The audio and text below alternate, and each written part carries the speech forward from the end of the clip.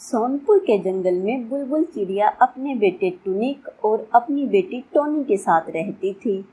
बुलबुल चिड़िया अपने दोनों बच्चों से बहुत प्यार करती थी। बुलबुल चिड़िया अपने बच्चों की प्रत्येक इच्छा को पूरा करती थी। एक दिन बच्चों ने बुलबुल चिड़िया से कहा, मम्मा मम्मा, क्या हम आज चमेली कोवी आंटी के घर खेलने जा सकते हैं?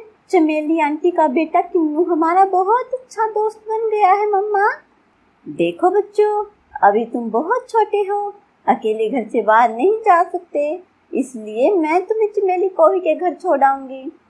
ओहो मम्मा, आप भी ना, कितना डरते हो।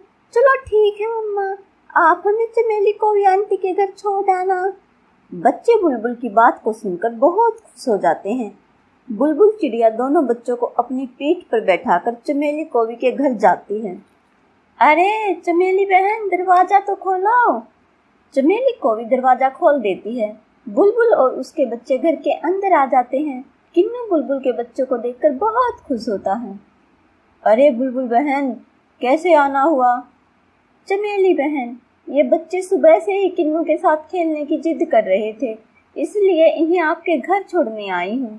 ये आपने सही किया बुलबुल बहन, किन्नू भी टोनी और टुनिक को बहुत याद कर रहा था। चमेली बहन, मेरे घर का खाना खत्म होने वाला है, इसलिए मैं खाना लेने जा रही हूँ। तुम बच्चों का ध्यान रखना, इन्हें घर से बाहर मत निकलने देना। बुलबुल बहन, ध्यान से जाना। किन्नू के पापा बता रहे थे कि जंगल में शिकारी चील घूम रहा है जो पक्षियों को अपना शिकार बनाता है। चमेली बहन, मैं ध्यान रखूंगी और सावधान होकर खाना लेने जाऊंगी। बस आप बच्चों का ध्यान रखना।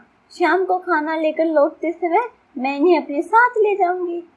मम्मा मम्मा, हम आपका इंतजार करेंगे, जल्दी आना। बच्चों, मैं खाना लेकर शाम तक लौट आऊंगी। तुम चमेली बहन को परेशान मत करना और उनका सारा कहना मानना। बच्चों को समझाकर बुलबुल चिड़िया दाना लेने चली जाती है। बच्चों, चलो अब कुछ खाना खा लो।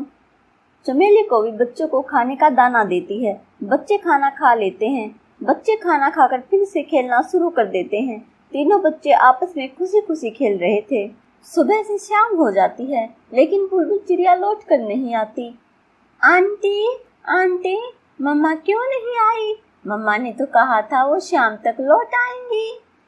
बच्चों, आपकी मम्मा जल्दी ही लौट आएंगी, तुम चिंता मत करो।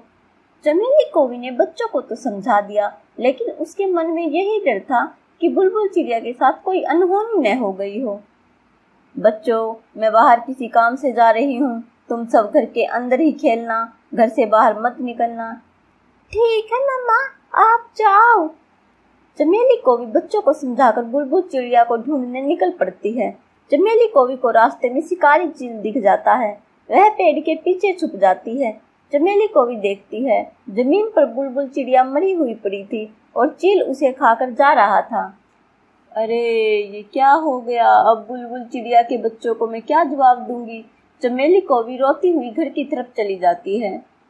आंटी आंटी, मम्मा कब आएंगी? आप हमें हमारे घर छोड़ आइए मम्मा, अब तक तो आ गई होंगी, हमें मम्मा की बहुत याद आ रही है।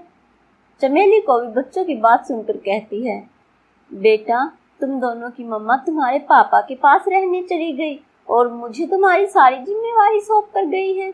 अब से मैं ही तुम्हारी मम्मा हूँ। दोनों बच्चे कुछ दिन तो अपनी मम्मा को याद करते हैं, फिर धीरे धीरे चमेली कोवी और किन्नू के साथ घुल मिल जाते हैं। चमेली कोवी भी दोनों बच्चों को अपने बेटे किन्नू की तरह ही प्यार करती है। धीरे धीरे बच्चे बड़े हो जाते हैं। मम्मा मम्मा। हाँ मेरे बच्चों। मम्मा, अगर आप हमारी देखभाल न करते हम तो मर ही जाते।